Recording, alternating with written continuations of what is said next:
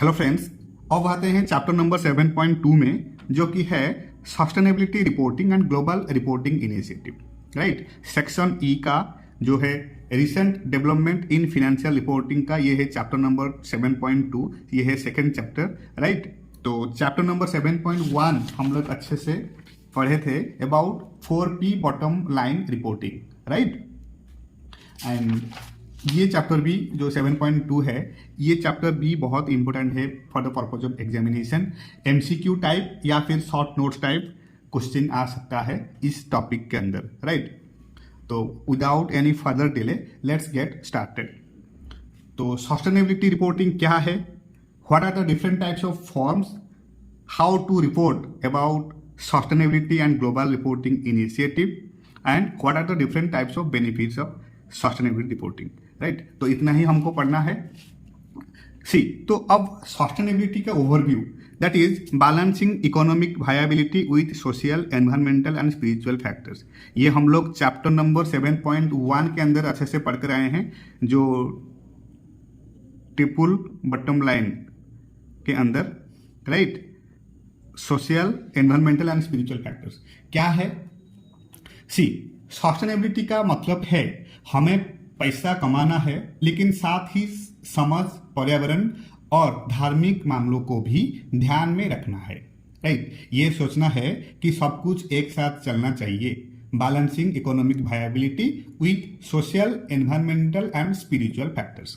Social, environmental and spiritual factors है कि नहीं।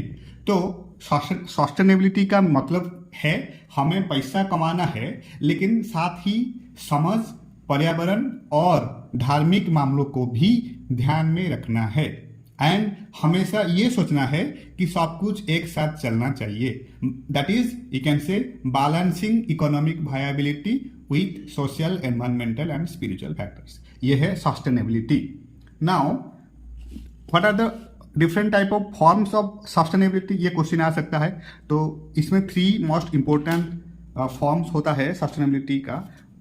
One is social, then environmental, then economic sustainability. Right, social, environmental, economic, social, environmental, economic. Right, तो social sustainability क्या है, positive relationship with employees, customers and community. Right, positive relationship with customers, employees and community. Okay, so हमारे employees, customers और समुदाय के साथ अच्छे relationship बनाए रखने का काम, इसको कहते हैं social sustainability. Social sustainability, positive relationship होना चाहिए with employees, customers and community. Right, positive relationship होना चाहिए एम्प्लॉइज, कस्टमर एंड कम्युनिटी के साथ। ये है सोशल सस्टेनेबिलिटी। नाउ आता है एनवायरमेंटल सस्टेनेबिलिटी। ये गया social, and now environmental sustainability. Reducing resources usage, waste and emissions. Reducing resource usage, waste and emissions. अब ये क्या है, हमारे रिसोर्सेस का इस्तेमाल कम करके, कचरा जो है वो कम करके, और वायु प्रदूषण जो हो रहा है, एयर पोल्यूशन, उसको कम करने का काम, इसको कहते हैं क्या, एनवायरमेंटल सस्टेनेबिलिटी। राइट, तो reducing resources its usage, waste and emissions, इसको कहते हैं क्या, एनवायरमेंटल सस्टेनेबिलिटी। तो जो second important form of sustainability is environmental sustainability. Now comes to economic sustainability. अब ये क्या है, economic sustainability focusing on efficiency, productivity and profit. कोई भी ऑर्गेनाइजेशन का इकोनॉमिक सस्टेनेबिलिटी क्या होता है ना, focusing on efficiency, productivity and profit. Efficiency, productivity and profit. Right, तो हमारा फोकस होना चाहिए एफिशिएंसी, प्रोडक्टिविटी और प्रॉफिट पर होता है हमेशा। राइट, तो economic sustainability always focusing on economic, productivity and profit. Now आता है सस्टेनेबिलिटी रिपोर्टिंग। सस्टेनेबिलिटी रिपोर्टिंग क्या है, यह है जब हम अपने काम के सोशल या फिर पर्यावरणिक और आर्थिक असर को सबके सामने लाते हैं। Right, public reporting on economic, environmental and social impact. Right, तो यह है definition of sustainability reporting, and aim identifying and disclosing significant impacts adhering to global standards. क्या है ना, इससे हम अपने इम्पोर्टेंट असर को समझते हैं और दुनिया के स्टैंडर्ड्स के हिसाब से रिपोर्ट करते हैं, दुनिया के स्टैंडर्ड के हिसाब से रिपोर्ट करते हैं. Identifying and disclosing significant impact which is adhering to global standards. Global standard के हिसाब से क्या करना है ना, रिपोर्ट करना है, राइट. देन आता है पर्पज. पर्पज क्या है? Assessing, managing and integrating sustainability into business strategy. सबसे इंपॉर्टेंट पर्पज ये है, इससे हम अपने बिजनेस में सस्टेनेबिलिटी को इंटीग्रेट कर सकते हैं और अपने स्टेक होल्डर के साथ कम्युनिकेशन बनाए रख सकते हैं. सबसे इंपॉर्टेंट पर्पज है सस्टेनेबिलिटी रिपोर्टिंग का, assessing, managing and integrating sustainability into business strategy. इससे हम अपने बिजनेस में सस्टेनेबिलिटी को इंटीग्रेट कर सकते हैं और अपनी जो स्टेक होल्डर्स होते हैं वो स्टेक होल्डर्स के साथ कम्युनिकेशन बनाए रख सकते हैं, राइट. यह है सस्टेनेबिलिटी रिपोर्टिंग. नाउ आता है ग्लोबल रिपोर्टिंग इनिशिएटिव. अब ये क्या है? See, global reporting initiative is, you can say, widely used framework for sustainability reporting and it emphasize materiality reporting on topics which are important for reflecting impact and influencing stakeholders, right. क्या है? See, global reporting initiative एक popular standard है, framework है sustainability reporting के लिए. इसमें क्या होता है ना, जो मैटेरियलिटी का बहुत बड़ा ध्यान दिया जाता है जिसमें, राइट, मतलब उन टॉपिक्स पर रिपोर्ट करना जो सबसे इंपॉर्टेंट है, right. So widely used framework for sustainability reporting and only emphasizing materiality means which are important, right. Reporting on topics which are important for reflecting impact and influencing stakeholders. जो stakeholders को influence करता है वही सब matter को add करना है, focus करना है, राइट. तो ग्लोबल रिपोर्टिंग इनिशिएटिव एक पॉपुलर स्टैंडर्ड है, फ्रेमवर्क है जो कि सस्टेनेबिलिटी रिपोर्टिंग के लिए बहुत इंपॉर्टेंट है. एंड इसमें क्या होता है ना, मैटेरियलिटी का बहुत बड़ा ध्यान दिया जाता है, मतलब उन टॉपिक्स पर रिपोर्ट करना जो सबसे इंपॉर्टेंट है. ओके, ये है global reporting initiative. Now comes to most important. इसमें इंपॉर्टेंट मार्क करो, इसमें शॉर्ट नोट्स आ सकता है. Benefits of sustainability reporting. Benefits of sustainability reporting क्या है? See, there are three main heads divided into three main heads, that is, one is internal benefits and second one external benefits and third one financial returns and competitiveness benefits. Internal benefits, then external benefits, then financial returns and competitiveness benefits. तो 3 सब head में divide किया गया है sustainability reporting का benefits को. ये internal benefit देता है, एक्सटर्नल बेनिफिट्स देता है and financial returns and competitive benefits भी.